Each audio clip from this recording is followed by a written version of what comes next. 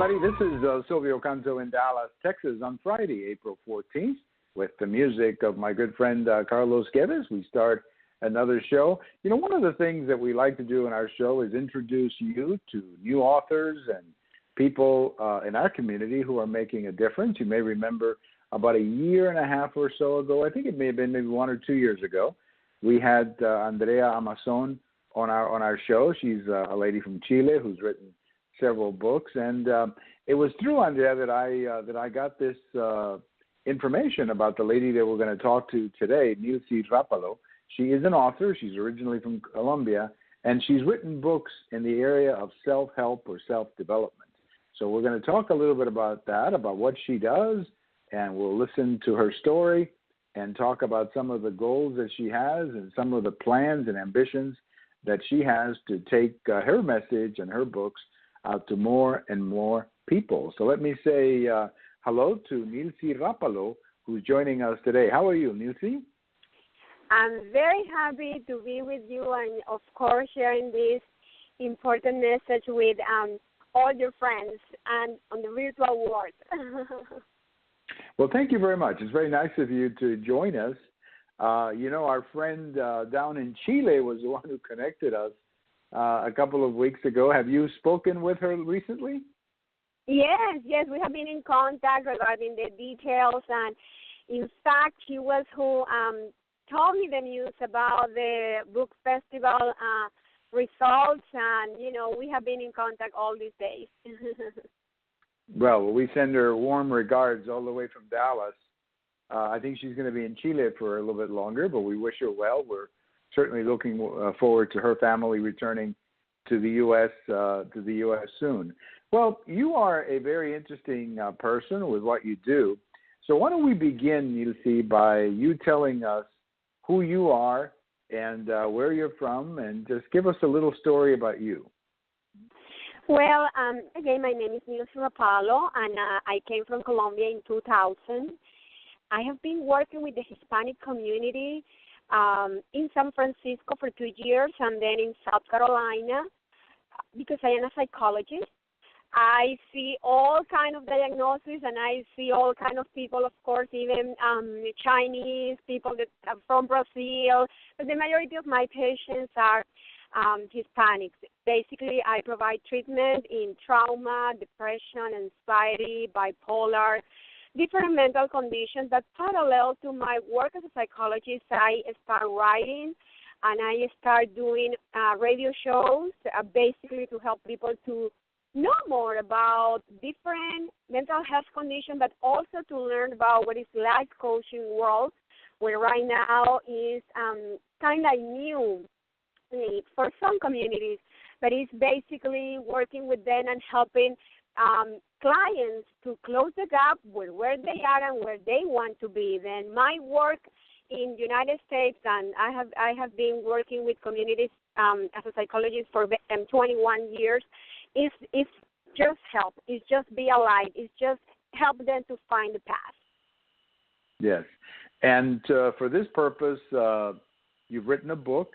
So far, the book is in Spanish. Hopefully, I think you mentioned you might want to do it in English next year, but right now the book is in Spanish. It's called Inmigración, espiritual, which I guess translates to spiritual immigration. I guess that's what it translates to. And this is a book. Did you write this book in Colombia or in the United States? No, here in the States, yes. Mm-hmm. In the States. Now, yes, No, go ahead. Go ahead and finish. No. I just want to say that was here in the United States, that is trying to capture voices of people that maybe have been my patients, maybe my clients, maybe my friends, just capturing their voices and their own process to change their life. Right. Now, why don't we, without getting specific or personal about a particular person, of course, give me an example of a problem that you have been dealing with. Let's say a problem. Let's say a woman. Let's start with a woman first. Give me an example of an adult woman and maybe a problem that you've worked on. Well, just think about the writers. I have I had the honor to work with a woman who is Native American, and she didn't still connect with some of the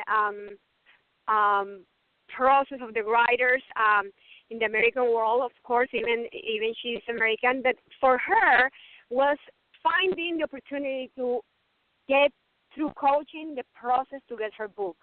And that's just an example, accomplishing a book, publishing a book. Think about the African-American lady that is feeling that she wants to do something different, but she's coming from a community that maybe she is not accepted because she was talking about abuse, and in her family never talk about abuse, and how she developed her confidence. Think about any situation where you have been a housewife for 10 years, 20 years, and one day you say, I am an empty now, and now I want to pursue my own career. It's just a situation that doesn't matter the background, doesn't matter the community that you belong. You are in one point in your life that you say, that's it. I'm ready for something new. I'm ready for something different. Can be a book, can be your career, can be your self-esteem, can be, fighting against the thinking patterns of your family. It's any situation where somebody wants to do something different in their life. Right. So people come to you and they'll say something like, I'm stuck. I guess that's the word that people use. I'm stuck in this situation, whether it's a job, whether it's a relationship, whatever it may be. I'm stuck and I want something better, but I don't know how to do it, or I don't know how to maybe create a plan, or I don't know how to write goals or whatever. And then you come in and you help that person. Now, give me an example of a problem. Let's say you've told me about women now. I assume with men it's pretty similar situations. How about with children? How about, let's say, with teenagers? Have you dealt with problems there? Oh, yes.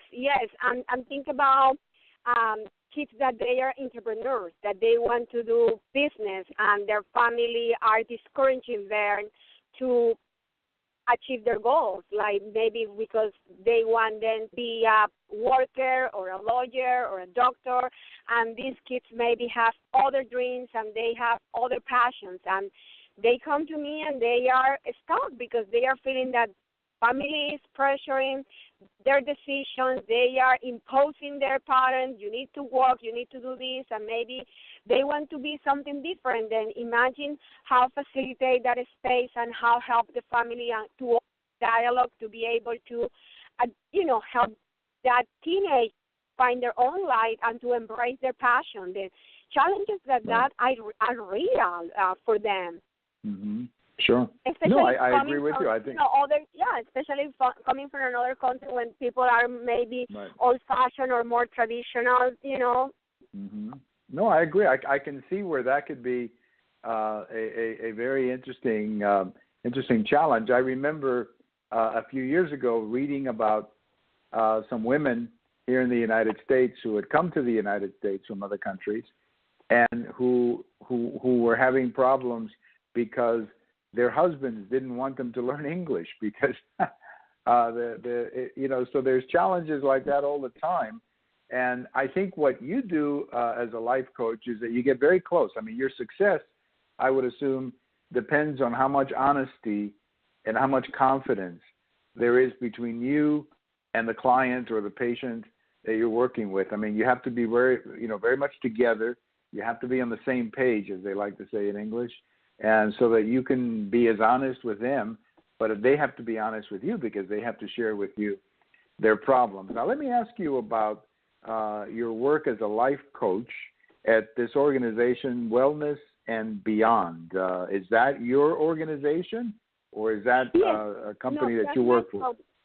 No, that's my company. And basically we offer services like maybe to prepare workshops, maybe to do trainings for organizations, presentations for community groups, and, of course, the life coaching part regarding facilitating transformation and achieving goals for people. But it has both components, the self-growth process, but also the community component regarding trainings, workshops, and facilitating groups to do better and to improve. Great. And we have, by the way, on the show information, for those of you who may be interested in contacting Nilsy, we have a link to this website. If anybody, you just click on the show information, it'll take you there. The show, of course, will also be available on Facebook and Twitter if any of you use those services. I know many of people use Facebook these days. That's a very popular way of communicating. You see, one thing I wanted to ask you, we've got a couple of minutes left. I wanted you to explain to me what brought you to Dallas, Texas. Why are you visiting our wonderful community these days? Yes, I'm very excited to be here. I am receiving the honor tomorrow to get first place for the book Spiritual Inmigración in the North Texas Book Festival. And, of course, everybody in Dallas area is invited to be part of that tomorrow on April 15th. But basically, that's my major motivation to be here, to share with the readers, to share with other authors, with these 70 authors under the same roof, sharing, telling the stories, offering them to the community. And that's such a great celebration, especially because this year we are having the honor to have Spanish-speaking authors, and will be a great conversation between the English authors and the Spanish-speaking authors, because this book festival has been in Dallas for the last 10 years.